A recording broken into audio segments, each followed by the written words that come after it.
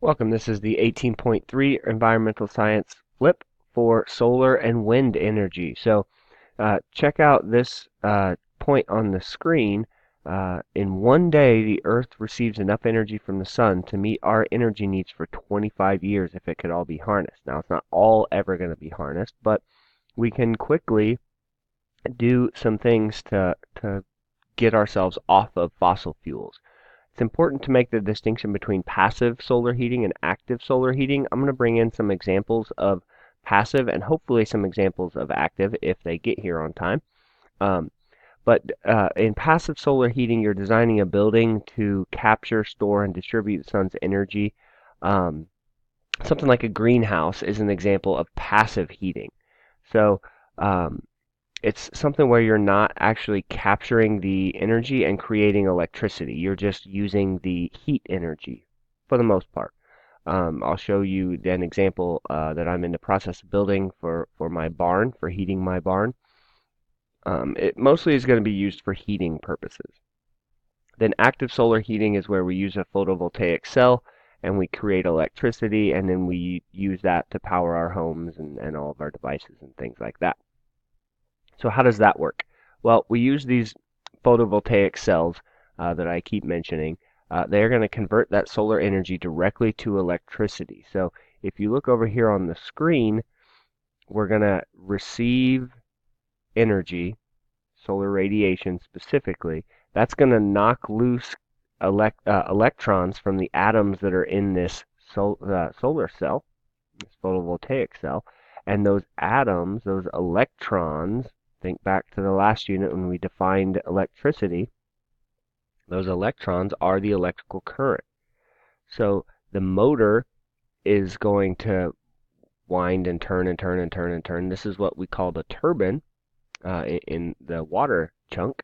And that charge is going to complete circuit and return back and bring the electrons back. And so that's how we physically create electricity from solar energy. You can concentrate solar powers using mirrors to focus the rays on, like this right here. We could put mirrors on either side to redirect light into the mirror, or I'm sorry, into the solar panel. There are some interesting things out there with two-way mirrors and one-way mirrors and things like that that have some potential to really expand the potential of a solar panel.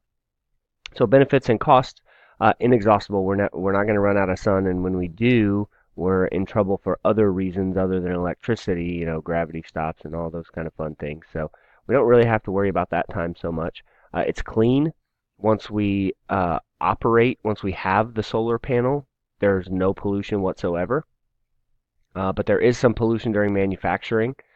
Many regions aren't sunny enough to have solar energy. Sorry, I had to move my text right there. But many regions aren't sunny enough to have solar energy all year long. And the devices are really expensive to power your whole home.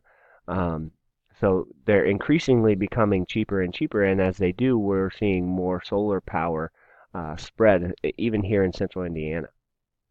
Um, so yeah, that's kind of the pluses and minuses of solar. Moving on to wind. Wind turbines or windmills, like we're seeing here, are going to convert the wind's kinetic energy to electrical energy.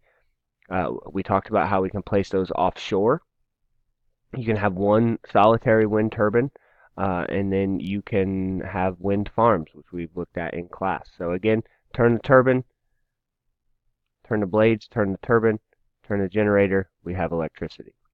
Benefits and costs, no pollution or greenhouse gases, again, once they're produced.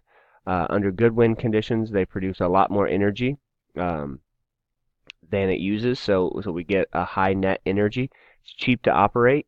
There are certainly some maintenance costs and things like that, but relatively cheap to operate. I mean, a coal plant has operating costs as well. And then costs, they're expensive to build. Sometimes winds are unpredictable. You have to be in the right place. The fastest winds are often out in the middle of nowhere, so then you have to transport that electricity. Sorry about that, I got interrupted there. And then communities often complain about the looks and the noise of wind farms. So Some people just don't want them near their house, and they can be harmful to birds and bats. One thing I wanted to talk about here, I lost my train of thought there. There are new solar panels that are combining um, capturing this energy. There's heat produced, and then we can use that to boil water and get secondary energy generation, or we can purify salt water and convert it to fresh water. So kind of getting more bang for our buck there. So that's 18.3.